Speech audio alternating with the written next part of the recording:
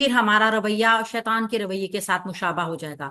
شیطان نے بھی تو یہی کیا تھا نا، جب غلطی کر لی تھی، یعنی کہ اللہ تعالیٰ کے حکم کی نافرمانی کی، آدم علیہ السلام کو سجدہ نہیں کیا، باوجود اس کے کہ اللہ تعالیٰ نے حکم دیا تھا۔ اللہ کے حکم کی نافرمانی کی وجہ کیا تھی؟ اس کا متکبر ہونا۔ اس نے جانا کہ میں نے بہت زیادہ عبادت کی ہے، میں بہت عبادت گزار ہوں، لہٰذا میں ڈیزرو نہیں کرتا کہ میں ایک مٹی کے پتلے کو سجدہ کروں۔ بات یہ نہیں تھی، بات یہ تھی کہ حکم کس کا تھا؟ حکم رب کا تھا۔ اللہ کا جو حکم ہے، پھر بندے کی اوقات نہیں ہے کہ اس کو پسو پیش کرے، کیوں، کیا، کیسے، یہ نہیں۔ اللہ تعالیٰ کو ماننا ضرور ہے، اللہ کی ماننے کے ساتھ اللہ کی بات کو بھی تو ماننا ہے۔ سورہ البقرہ کی آیت نمبر 199 میں بھی ہم دیکھیں گے اللہ رب العزت اب مزید حج کے مناسک کے بارے میں کیا فرما رہے ہیں، کیا احکامات دے رہے ہیں۔ اعوذ باللہ من الشیطان الرجیم، فَإِذَا پھر جب قضیتم پورے کر چکو تم مناسککم اپنے حج کے اعمال یا ارکان، فَاذْكُرُوا تو یاد کرو اللہ تعالیٰ کو۔ پھر جب تم اپنے حج کے اعمال پورے کر چکو تو اللہ تعالیٰ کو یاد کرو، کَذِکْرِکُم تمہارے یاد کرنے کی طرح، یعنی اس طرح یاد کرنا ہے، آباءکم اپنے آبا و اجداد کو، او یا اشدو زیادہ، ذکر کرنا ہے۔ فا پھر من الناسی پھر لوگوں میں سے کوئی ہے، من یقولو جو کہتا ہے، ربنا اے ہمارے رب، آتینا دے ہمیں،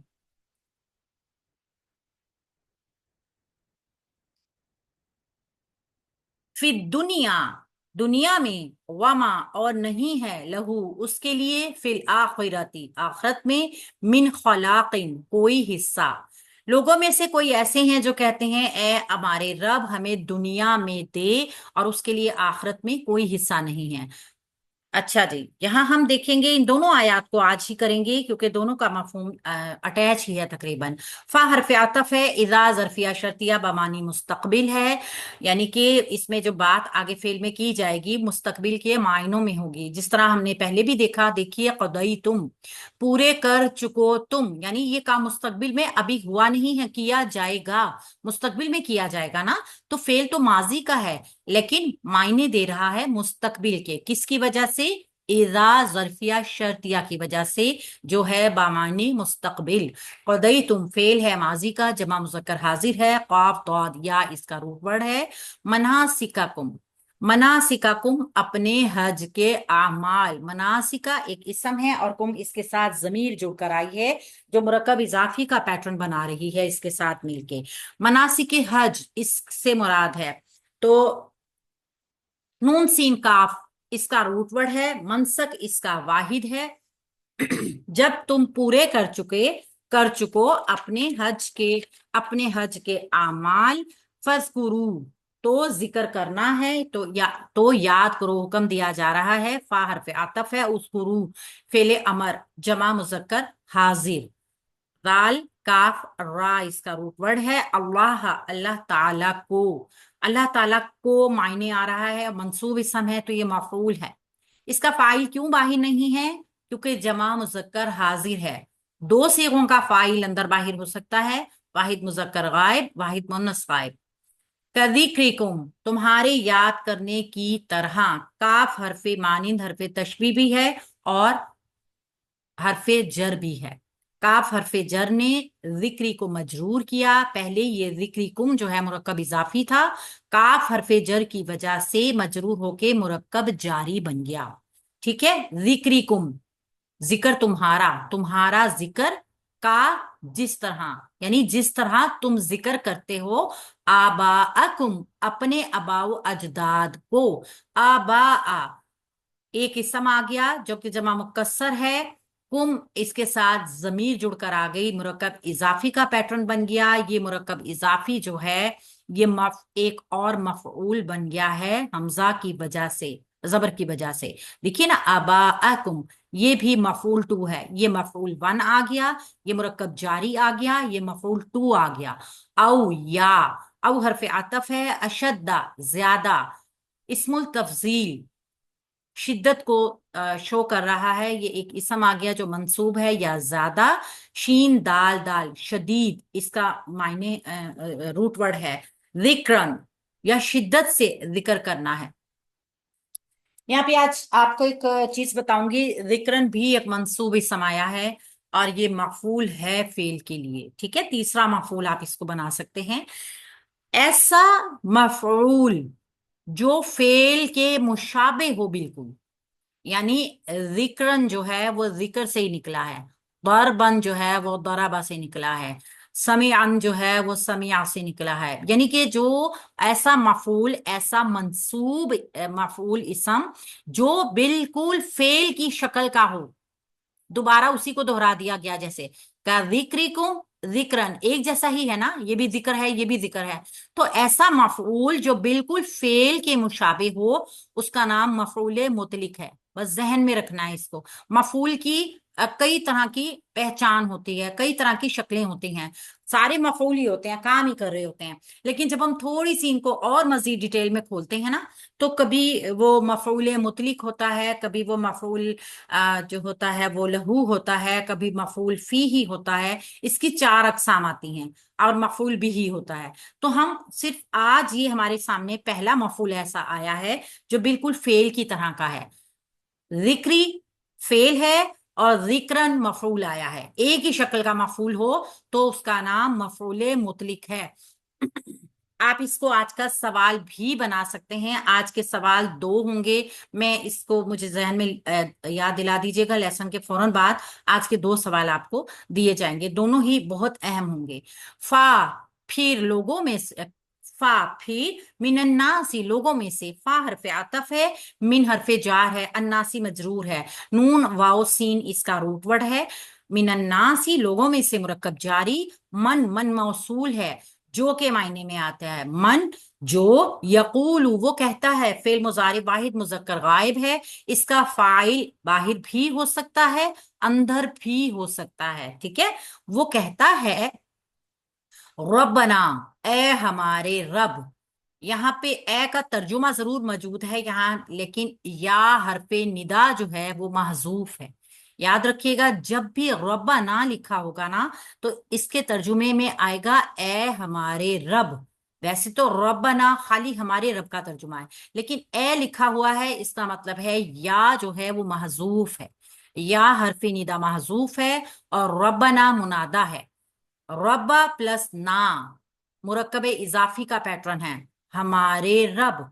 ये रब्बा इसम है और ना इसके साथ जमीर जुड़कर आई है जो जमा मुतकल्लिम की जमीर है। चूंकि मुजाफ अलैह है, इसलिए मंसूब शक्ल की जमीर है। ए हमारे रब, आतीना दे हमें, आती दे अता कर, हुक्म दिया, इल्तजा की जा रही है, दरखास्त की जा रही है अल्लाह ताला से। जब हम कोई दरखास्त करते हैं, इल्तजा करते हैं, तो वो भी फेल अमर होता है। अल्लाह ताला जो हमें कहते हैं वो हुक्म होता है, और हम जो अल्लाह ताला से करते हैं वो दुआ होती है, इल्तजा होती है, दरखास्त होती है। तो फेल है अमर का, दे हमें, दे वाहिद मुजक्कर हाजिर, ना हमें, ना इसके साथ मफूल की जमीर जुड़कर आई है जो जमा मुतकल्लिम की है। अब फिर सुन लीजिए, आती इतना सा फेले अमर है, आती तू दे, वाहिद मुजक्कर हाजिर, ना हमें, ना इसके साथ मफूल की जमीर जुड़कर आ रही है, दे हमें।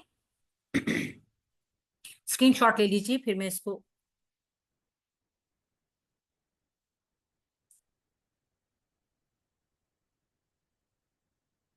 एक मिनट मैम। रेस कर दूं। जी मैम। ए हमारे रब दे हमें। अच्छा जी, लोगों में से ऐसे लोगों का जिक्र किया जा रहा है जो कि दुनिया ही मांग लेते हैं।